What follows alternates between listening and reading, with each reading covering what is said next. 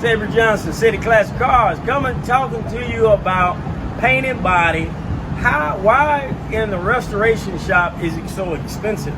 Why can't the paint job be $1,500? Why can't you paint my car for $4,000? Why is it so expensive? Why is it so involved? It's not the process of getting color on your car. It's not simply the process of putting paint in the gun and taking the paint in the gun and coloring the car. It's not that simple. So when we really start talking about paint, and you start talking about classic car paint and body, that separates classic car paint and body from collision paint and body, you got to get down to the butt naked truth. You have to get down to the butt naked substrate. You got to take all the clothes off the car, all of the years of history and the years of stories that you don't know anything about. You got to get past that, because the surface is camouflage. That's what the color is. The color is just a camouflaging agent that does not allow you to see what's down here. Clear and all that, that's a protectant. It's a protectant from what? From the truth, from the metal. And so when you're just looking at a car, you don't know what's down here. This trunk, we're gonna get down to it, but it looks good to me on the surface. What's down there? I don't know what's down there. It looks fine to me. But I got to get down to the metal and see what's going on. So when you look at this 65 Fairlane, look here. It looks good. Where's my rust? It looks good. Looks good. What about right here? It looks good. What about up here? Looking good. Now we got to come back here and we want to see what's going on there. But what about in here? So you got to get down to the butt naked truth, the butt naked substrate, meaning get down to the original metal on the car. And that's the biggest, one of the biggest difference between collision work and classic car work. In classic car restoration work, you're going to go down to the core foundation. You're going to get down to the substrate. In collision, you're not going to get down to the substrate.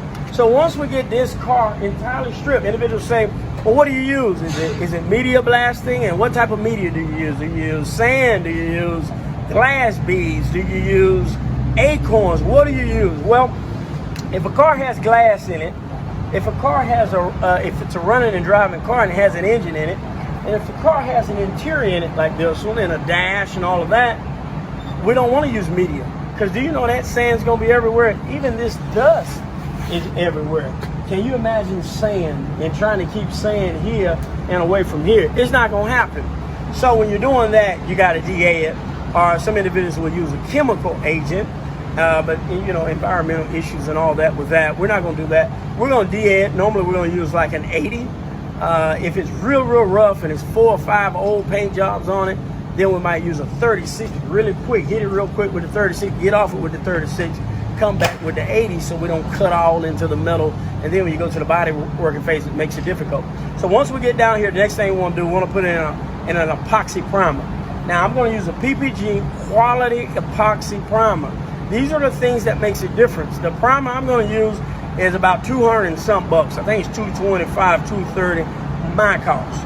That's what it costs me. But there's some red oxide primer that you can get for like $32. So now you see the cost is all different. Then you have some shops not even going to go down.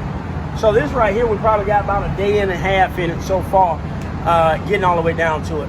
Then we're going to once we get it all down, we're going to treat the rust. We're going to do a rust treatment on it. We're going to let that sit for 24 hours. We're going to get all of that off. Then we're going to come back with an epoxy. We're going to seal this in epoxy. Then we're going to do our body work right on top of that epoxy. And then as we do our body work on that, we're going to build with a 2K primer. And as we build with that 2K primer, we're blocking with that 2K primer. We're probably going to do a case. We're probably going to do probably 4 of them to really, at least a filler. We're going to probably do a case of filler, 4 of them. Now I'm going to use 3M, and you can get some filler for $40. The one I'm going to get is going to be about $160.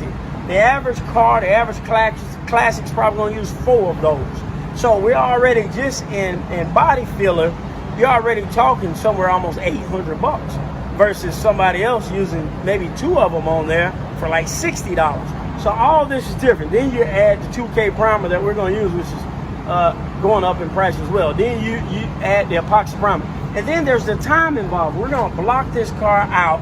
Every section, every panel, we're going to block it out. We're going to make sure the gaps are right. We're going to make sure the fit is right.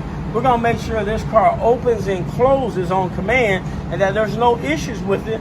And I want this car to be better than it was from the factory. That's the difference between collision work and restoration work. And then lastly, when we get ready to paint the car, we're going to paint the car in pieces. We're going to blow the car apart, and the painter's going to give the car, give the attention piece by piece. So that's a little bit about how we do it at City Classic Cars. On this 1965 Miss Nikki's car, we back down to the butt naked truth, the bare substrate. Hey, y'all stay safe out there. God bless you. We'll get back with you next time.